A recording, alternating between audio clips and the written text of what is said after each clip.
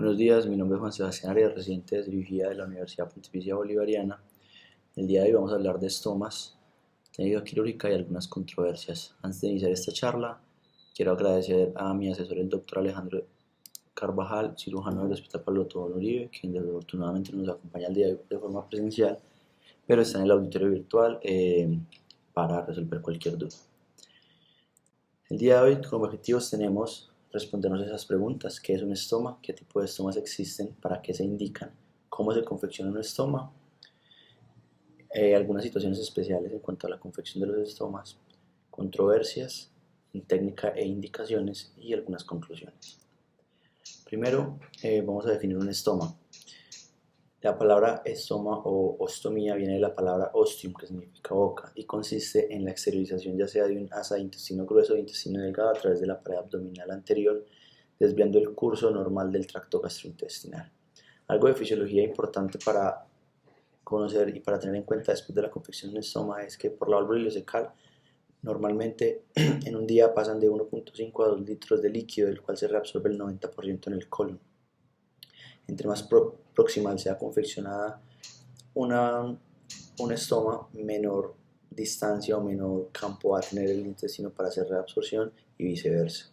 El débito normal de una ileostomía es de aproximadamente 500 a 700 mililitros y débitos mayores de 1500 mililitros se consideran débitos altos, se toleran hasta 1000 mililitros por día, los primeros días de la confección de la estomía. ¿Qué tipos de estomas existen? Se pueden clasificar por temporalidad, segmento a exteriorizar, y por la terminación. Por temporalidad, pues si son temporales o si van a ser definitivos, depende del segmento intestinal, los llamaremos ileostomía o colostomía, y depende de la terminación en asa, volvemos acá, terminación, pues que quede terminal, que no continúe, y en doble boca y en asa terminal son dos tipos de estomas que están en desuso, de los cuales no vamos a hablar. ¿Para qué se indica un estoma? Bueno, antes de traer aquí muchas tablas para mostrarles indicaciones de estomas, traigo más bien el objetivo. Y el objetivo de un estoma es prevenir que el efluente de materia fecal llegue a segmentos distales del tracto gastrointestinal. Ya conociendo el objetivo, vamos a saber en qué patologías y con qué indicaciones usarlo. Se puede usar en cáncer, cuando necesito hacer una resección de un cáncer y dejar el paciente y no puedo reconstruir el tracto normal, dejo el paciente ostomizado. Cuando tengo un trauma, necesito hacer una sección intestinal. Cuando tengo procesos inflamatorios distales, una colitis ulcerativa, una fascitis necrotizante, una gangrena de Fournier. Cuando tengo una enfermedad de Crohn activa, necesito derivar al paciente mientras controlo esa sepsis o esa infección perianal o perineal o pélvica. Cuando tengo pacientes con cáncer terminal, cáncer que no se puede resecar, y hago una derivación paliativa, o enfermedades perianales complejas, fístulas perianales, incontinencia fecal que necesite derivarlos para llevar a una cirugía y evitar contaminación. Entonces tenemos muchas indicaciones, pero lo principal es conocer el objetivo, y después de conocer el objetivo ya sabremos cómo vamos a utilizar un estoma. Ahora llegamos a buscar la confección de un estoma o la técnica, pero antes de esto quiero hablar de algo muy importante, y son las consideraciones preoperatorias.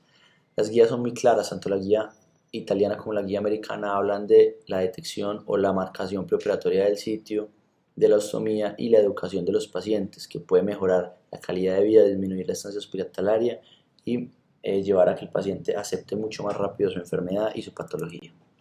¿Por qué quiero hablar de esto? Porque las complicaciones en la confección de estomas se reportan de un 12 a un 72%, complicaciones tales como hernias, retracciones, dermatitis, necrosis, hernias parostomales y muchas otras complicaciones y lesiones en piel, que van a llevar a que los pacientes tengan problemas psicosociales. ¿Por qué? Porque van a ser rechazados por fuga, por mal olor, que se van a dar por fugas, mal sello, incompatibilidad con la ropa, incompatibilidad con su actividad diaria.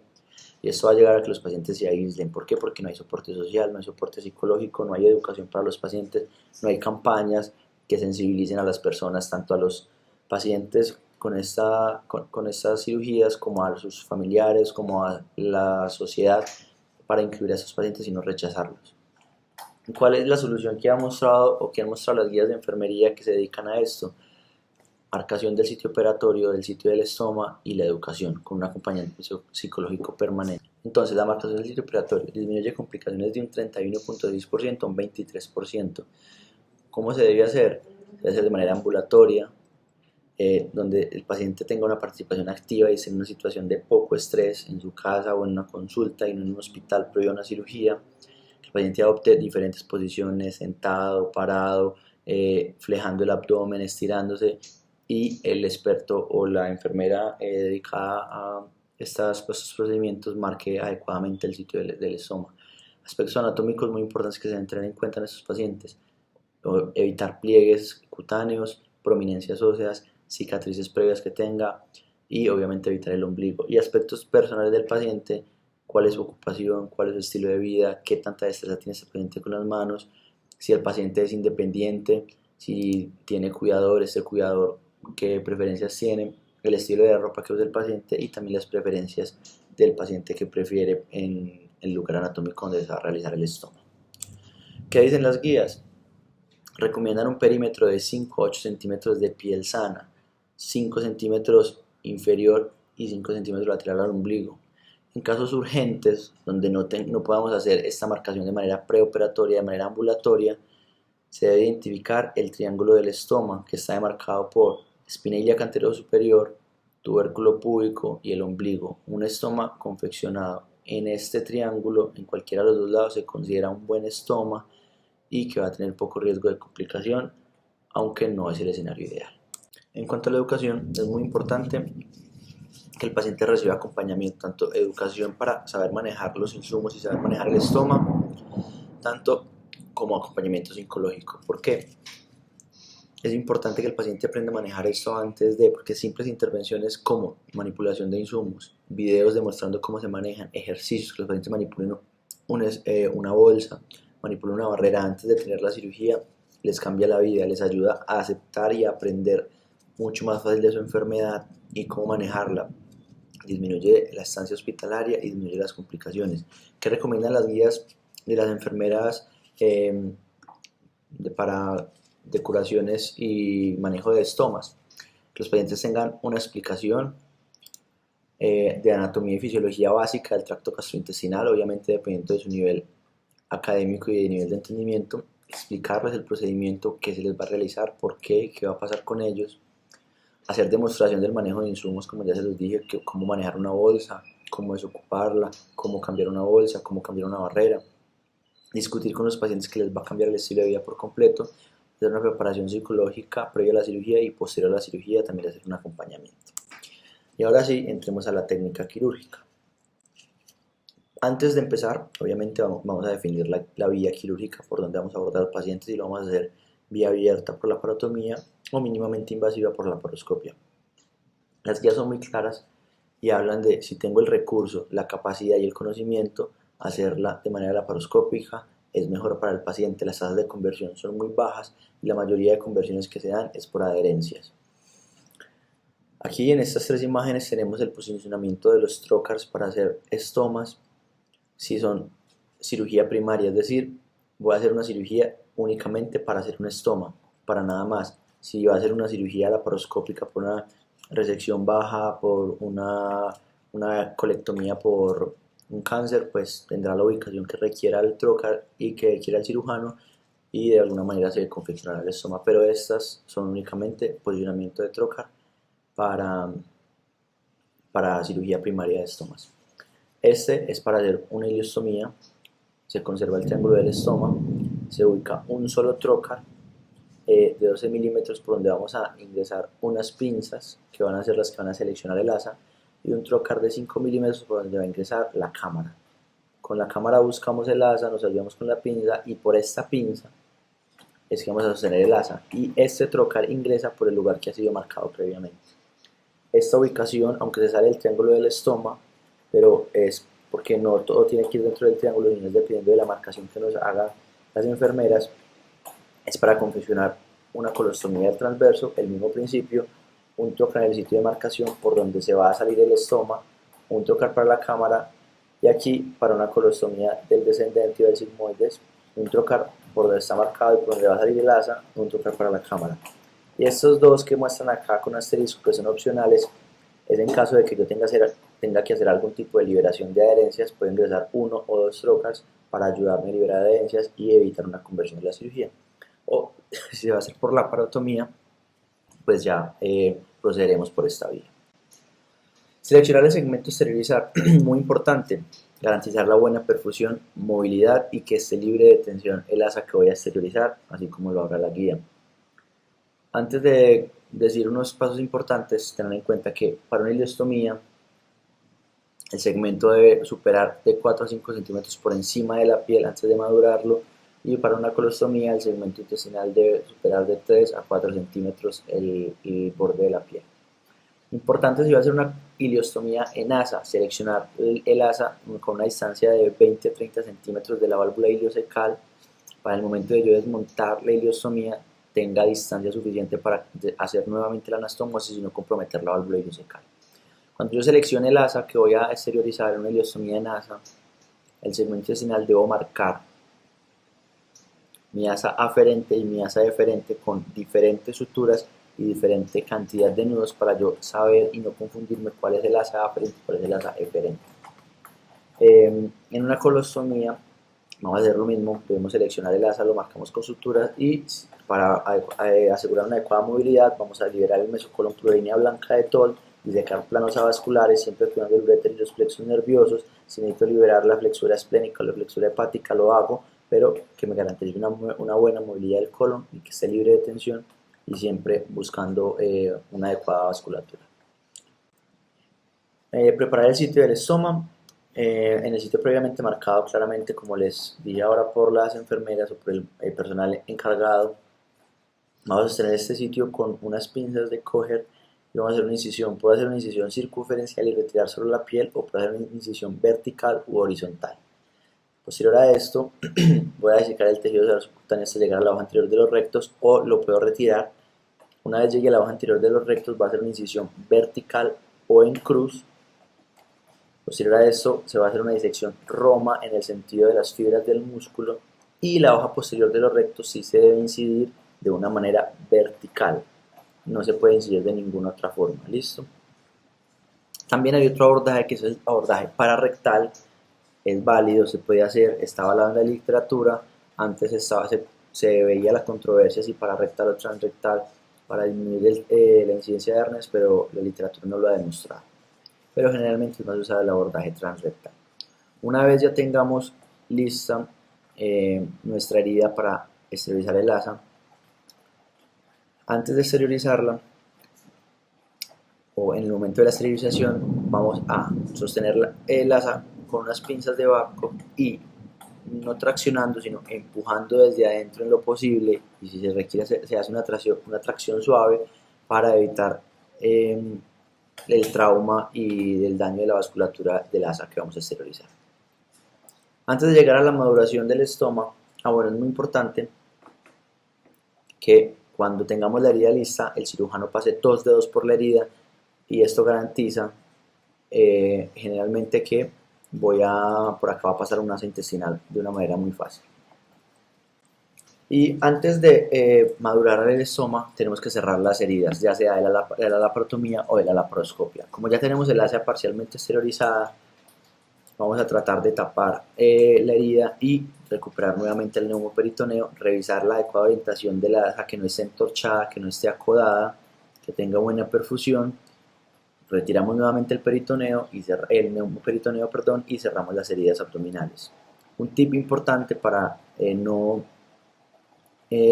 traumatizar el asa es hacer un pequeño orificio en el meso y por aquí pasar una heladilla o un Trendelenburg, y con eso nos vamos a ayudar a sostener el asa sin estarla teniendo con unas pinzas sin medir la fuerza. Y vía abierta, pues por la parotomía no tenemos que, simplemente se revisa bajo visión directa la adecuada orientación de las asas, que no esté acodada, que no esté entorchada, y vamos a cerrar a la parotomía. Ya una vez hagamos esto, pasamos a la maduración. Entonces, cuando vamos a madurar un estoma terminal, como les había dicho antes, tener en cuenta que previo a la maduración el colon debe protruir o estar por encima de la piel 2 a 3 centímetros y el ilion 4 a 5 centímetros. Se va a madurar con puntos de Bruch, con sutura absorbible 3 ceros, Un punto de Bruch, ¿en qué consiste? Un punto a la piel, un punto cero muscular a la distancia, depende de lo que vayamos a hacer, 3 a 4, 4 a 5 centímetros si vamos a hacer una ileostomía, 2 a 3 centímetros si vamos a hacer una colostomía del borde, y posterior a este, otro punto de espesor total en el borde. O sea que vamos a hacer un punto en tres segmentos para asegurarnos de hacer una adecuada eversión del asa. Los espacios que queden entre los puntos, dependiendo del número de puntos que hagamos, son de 4 a 8, los espacios que queden entre estos puntos se pueden llenar con puntos simples, no tienen que ser puntos de Bruch. Y algo muy importante y que debemos desaprender, evitar hacer puntos del estómago o del asa a la fascia para evitar retracciones, porque esto nos va a llevar a mayor complicaciones como sepsis, como perforación del asa, abscesos parostomales. Y cuando vamos a hacer una maduración de un estoma en asa, es muy importante que la incisión debe ser en la cara antimesentérica, aproximadamente un 80% de la circunferencia, y debe ser en la unión de los 2/3 proximales o de los 2/3 del asa aferente con la unión del tercio del asa deferente. ¿Para qué? Para garantizar que se nos vierta adecuadamente el asa aferente y el asa deferente puede quedar de una manera plana. Se madura de la misma manera utilizando puntos de Bruch de 4 a 8 por cuadrantes, y los espacios que queden entre ellos se hace puntos simples. La porción caudal o el asa deferente se puede madurar con puntos simples y no necesitan puntos de Bruch. Ahora, una vez terminada la cirugía, no nos debemos apresurar y decir, listo, terminamos. Esto es muy importante, lo tenemos que tener en cuenta nosotros como cirujanos, y es siempre hacer un buen posicionamiento de la barrera. ¿Qué debemos hacer? Medir o dibujar la forma del estoma. Si tenemos pues, la oportunidad de tener este tipo de medidores, hacerlo y aplicarlo en la barrera. Si no, con un marcador o con alguna tintura podemos dibujar el estoma exactamente en la barrera y lo vamos a cortar a medida, de tal manera que quede haciendo casi que un sello, y esto nos evitará problemas de la piel, fallas en los estomas y hasta posibles sisos. Y muy importante también, en el momento de poner en la barrera, evitar que la barrera se quede en contacto con otras heridas o con otras curaciones, de otras heridas abdominales, para evitar que en algún momento, cuando se esté haciendo un cambio de una curación, no se afecte el sello que se ha creado con la barrera. Consideraciones preoperatorias: obesidad y mesenterio corto. Para ambas situaciones y como principio de los estomas, tener en cuenta las consideraciones preoperatorias. Siempre apoyar en terapeuta estomal, principalmente la obesidad. Con un paciente mesenterio corto, pues lo vamos a hacer de manera postoperatoria, pues preoperatoria no sabemos, nos vamos a encontrar con un mesenterio corto en quirófano y pues no sería lógico una consulta en este momento. Entonces, ¿qué nos dice la literatura de la obesidad? Cuando es un paciente ambulatorio, ¿sí? Cuando va a hacer una creación de un estoma, un paciente obeso que es de manera ambulatoria, lo primero que debemos hacer es mandarlo a disminuir de peso para que nos mejore la pared abdominal, nos disminuya la distancia y tenemos mayor facilidad de crear un estoma. El sitio de la marcación, como vemos en la imagen, si se confecciona un estoma en un paciente obeso, la parte infraumbilical siempre tiende a ser mucho más gruesa que la parte supraumbilical de la pared abdominal. Por lo tanto, en estos pacientes se hace una marcación del sitio del estoma en la parte superior de la pared abdominal, pues va a ser siempre más delgada. También podemos hacer una herida de la fascia modificada, que quiere decir la hoja posterior de los rectos, la vamos a abrir en vez de 5 centímetros, una herida aproximadamente, una incisión de 10 centímetros para que nos facilite la apertura y el paso del asa a través de la herida. Y en el momento en el que la tengamos exteriorizada, vamos a cerrar el defecto y dejar la distancia que no le genere ningún trauma al asa, pero tampoco nos favorezca para hernias. También nos podemos apoyar de un separador de Alexis, que al enrollar lo que nos va a hacer es que nos va a aumentar el diámetro de la herida y nos va a disminuir la distancia de la piel a la fascia, favoreciendo también la extracción del segmento que vamos a estomizar, y en condiciones extremas de hacer lipectomías para disminuir también la distancia entre la fascia y la piel. Situaciones especiales en cuanto a mesenterio corto. Cuando vamos a hacer una colostomía o una ileostomía, son las indicaciones claras. En caso de una ileostomía, lo ideal es hacer una ligadura alta de la arteria iliocólica, respetando los vasos rectos para que nos permiten una adecuada perfusión distal, lo más distal posible que yo pueda para respetar el segmento, y lo mismo, vamos a hacer una sección lo más proximal posible para tener la mayor distancia. También cuando no es terminal, sino en asa o también en estomas terminales y ileostomías terminales, disecar la base del mesenterio hasta el duodeno para darle mayor longitud y mayor movilidad al intestino delgado. Y también en la literatura se habla de hacer ventanas en el mesenterio, lo que me va a disminuir el área efectiva del mesenterio y mayor movilidad. Lo mismo en el colon, lo primero, liberar adherencias peritoneales, por línea blanca de Toll, adherencias omentales, flexuras hepáticas, flexura esplénica. Si vamos a hacer una colostomía terminal, lo mismo, hacer una ligadura alta de la arteria mesentérica inferior y la vena mesentérica inferior, respetando los arcos vasculares, la arcada de Riolano y la arcada de Drummond, para favorecer una buena y una adecuada perfusión al segmento distal que vamos a exteriorizar. Y lo mismo, hacer ventanas en el mesenterio para aumentar el área y la longitud. Una vez ya abordados los temas de la técnica quirúrgica, vamos a pasar a las controversias. Vamos a hablar un poco de ellas entonces. Una controversia, y de la cual no sé si vieron que no hablé en la maduración, es porque el soporte para ostomías en asa, la guía americana dice que se pueden usar, que no se pueden usar, y si los van a usar flexible o rígido, que no hay problema, pero la guía italiana sí es muy clara en la no recomendación del uso de soportes o de puentes cuando vamos a hacer estomas en asa. ¿Por qué? No hay diferencias en la retracción entre uso y no uso, pero sí hay aumento de riesgo de infecciones, necrosis, filtración, mal sello e irritaciones. Y aumenta la dificultad en el cuidado de los estomas. En estos dos estudios que encontré, revisiones sistemáticas y metaanálisis, una temporalidad muy parecida. El primero, una revisión sistemática del 2000, de enero del 2000 a enero del 2020, y el segundo, una revisión sistemática también desde enero del 2000 a enero del 2018. Ambos estudios querían ver la incidencia de la retracción en estomas que se confeccionaban con puente y que no se confeccionaban con puente, y las complicaciones locales relacionadas. ¿Qué vamos a los artículos? Ambos artículos, conclusiones similares. Nos recomiendan el uso de soportes. No hay disminución en la tasa de retracción con el uso de este soporte, pero sí aumentan las complicaciones, como necrosis, abscesos parastomales, hernias, dificultad en las curaciones, lo que va a llevar a complicaciones en la piel. Ahora, ileostomía versus colostomía del transverso. Esta vez ambas guías están de acuerdo. La ileostomía se prefiere sobre la colostomía del transverso, pero tener en cuenta que hay algunas consideraciones especiales. Este artículo, Influencia, buscaba ver como las diferencias de la morbilidad en la confección de estomas, tanto en la creación como en el cierre. Incluyó 2 RCTs, una corte prospectiva y 3 cortes retrospectivas.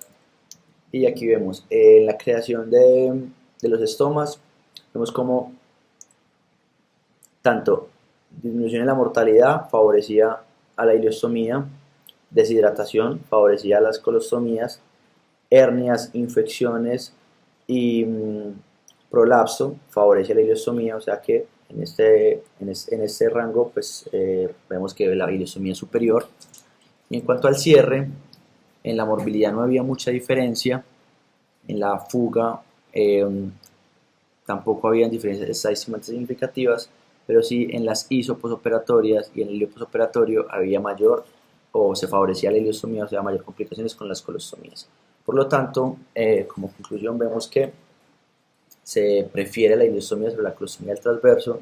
Es el estómago que menos se realiza, la colostomía del transverso, pero hay que tener en cuenta que hay consideraciones especiales: pacientes que tienen diarreas crónicas, pacientes con enfermedad renal crónica que tienen mayor propensidad a la deshidratación, pues se debería considerar una colostomía del transverso a una ileostomía que tiene mayor riesgo de deshidratación. Lo mismo, este otro artículo también incluyó 10 estudios, tanto retrospectivos como retrospectivos y RCTs.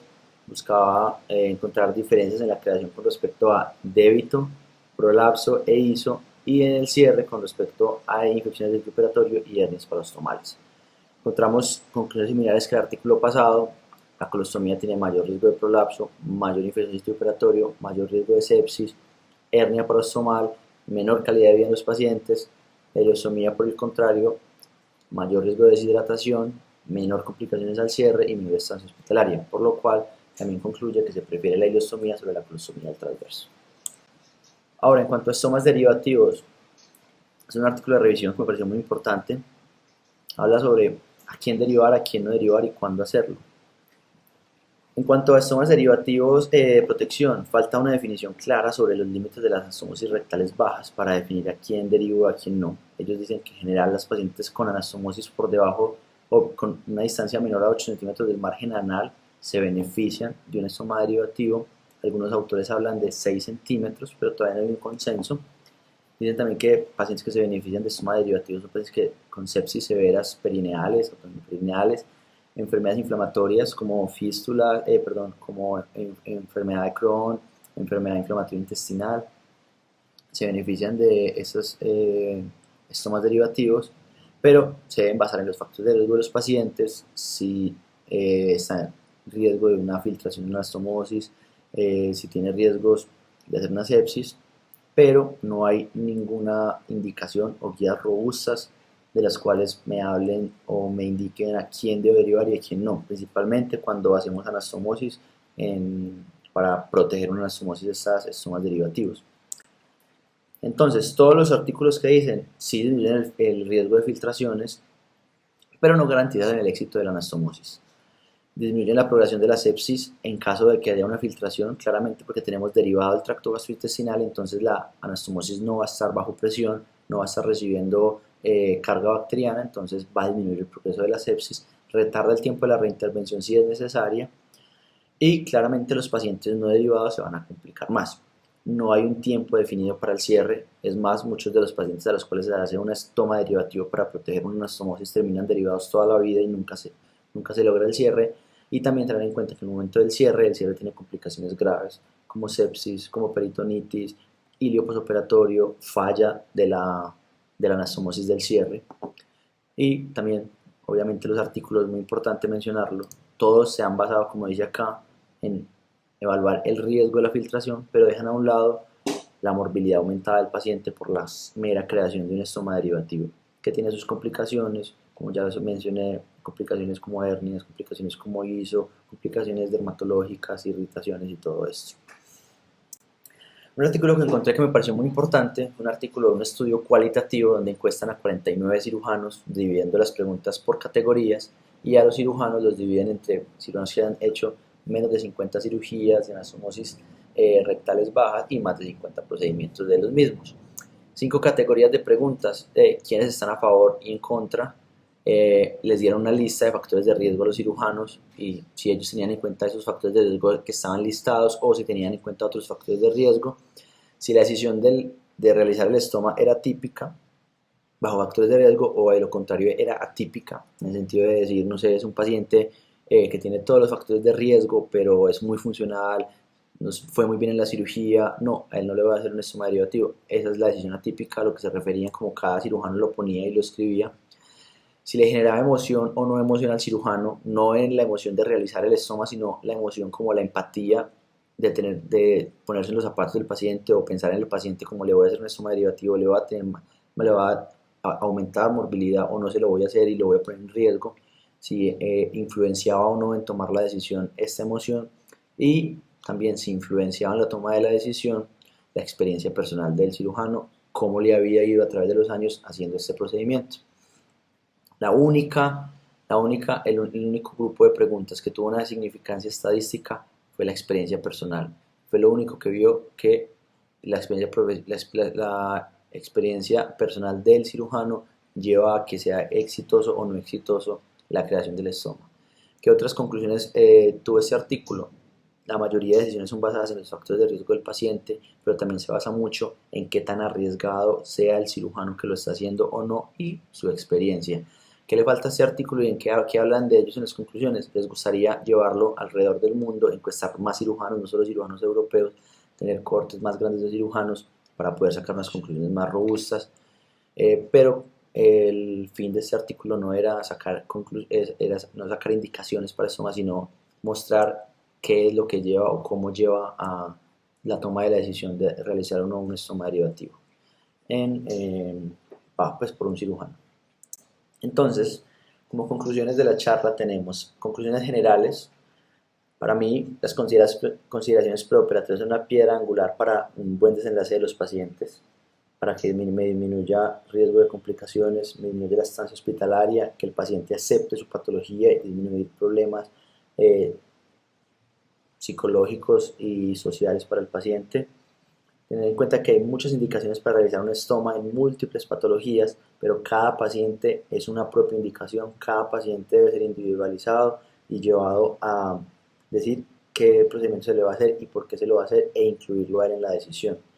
Es una cirugía de alta morbilidad y alta tasa de complicaciones, se debe tener en cuenta todos los factores posibles, incluir a todo el personal que sea necesario para tomar una buena decisión y realmente beneficiar al paciente. Y como lo dije ahorita, el paciente debe estar presente en la toma de todas las decisiones, explicarle todos los procedimientos, incluir también al personal que esté bajo el cuidado, pues al personal que vaya a cuidar al paciente si es que lo requiere, pero que siempre, siempre esté incluido él y no tomar la decisión nosotros por el paciente, porque no sabemos cómo lo va a tomar el paciente.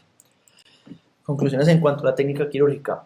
Siempre tener un orden mental y una técnica establecida por procedimiento. Eso nos va a garantizar a nosotros tener un éxito en la técnica quirúrgica. No empecemos a inventar que a este paciente lo va a hacer la ileostomía con tantos puntos y a este con tantos, a este a tanta distancia, a X distancia, sino siempre cada uno tener su propio orden y su propio establecido. Como me enseñaba un profesor, si usted va con el equipo ganador, no se cambie. Siempre quede haciendo lo mismo y verá que le va a ir bien.